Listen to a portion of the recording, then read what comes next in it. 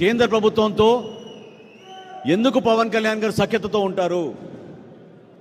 చాలా క్లియర్ దాని గురించి.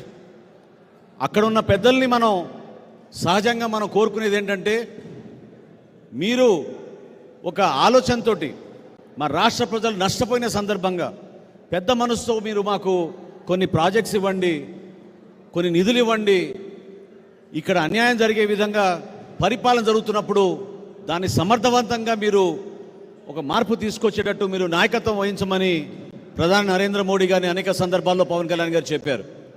కోరింది ప్రజల కోసం, నిలబడింది మన రాష్ట్రం కోసం.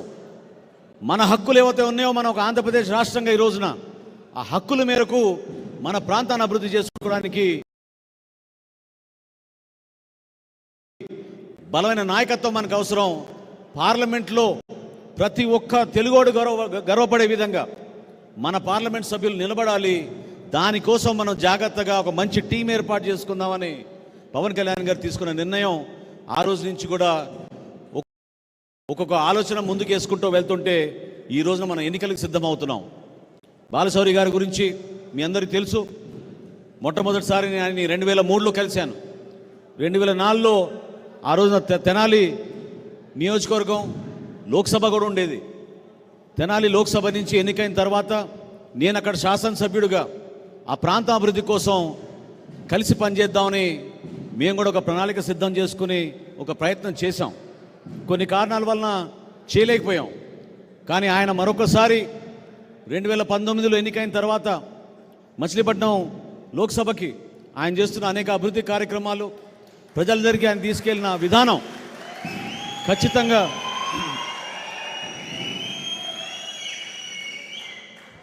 ఖచ్చితంగా ఏ ఆశయ సాధన కోసం పవన్ కళ్యాణ్ గారు ఆలోచించారో, దేనికోసం జన సైనికులు వీర మహిళలు కష్టపడి ఈ 4.5 సంవత్సరాల నుంచి మీరు వీధిలో నిలబడి పోరాటం చేసి మన ప్రాంతానికి అభివృద్ధి జరగాలని కోరారో, ఆ ఆశయ సాధన కోసం బాలశౌరి గారు కూడా దోహదపడతారని ఆయన కూడా అదేవిధంగా కష్టపడి జనసేన పార్టీ నిర్మాణం కోసం ప్రతి ప్రాంతంలో కూడా పర్యటించి మన అందరం కూడా కలిసికట్టుగా ఒక మంచి టీంగా అభివృద్ధి చేసుకుంటూ ముందుకెళ్లాల్సిన అవసరం ఖచ్చితంగా ఈరోజు ఆంధ్రప్రదేశ్ ప్రజలు ఎదురు చూస్తున్నారు.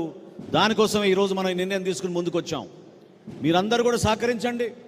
మనం చేసే అనేక కార్యక్రమాల్లో భాగంగా జనసేన పార్టీ రాబోయే రోజుల్లో చక్కటి మేనిఫెస్టో తోటి ప్రజల్లోకి వెళ్ళి ఒక ధైర్యం నింపే విధంగా, ఒక భరోసా ఇచ్చే విధంగా మనం ఏ ఆలోచన పవన్ కళ్యాణ్ గారి నాయకత్వంలో ముందుకు తీసుకెళ్తున్నామో ఆ ఆలోచన నిలబెట్టడానికి కోసం ప్రతి గ్రామంలో కూడా మన జనసేన పార్టీ జెండా ఎగిరేటట్టు మీరందరూ కూడా కృషి చేయండి. బాలశౌరి గారిని మనస్ఫూర్తిగా నేను స్వాగతిస్తూ, రాబోయే రోజుల్లో మీరు అనేకమైన సేవలు మన రాష్ట్ర ప్రజలకు అందించాలి.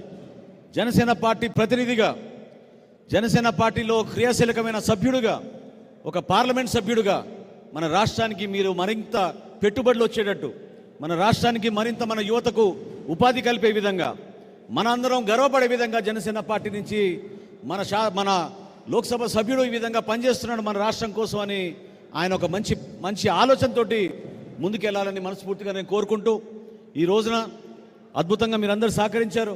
ఒక మంచి కార్యక్రమం చేసుకోగలిగాం.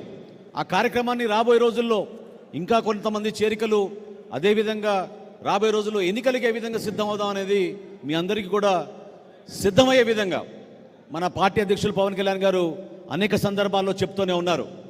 మనం ఈ రోజున కష్టపడేది, పోరాడేది వైఎస్ఆర్సీపీ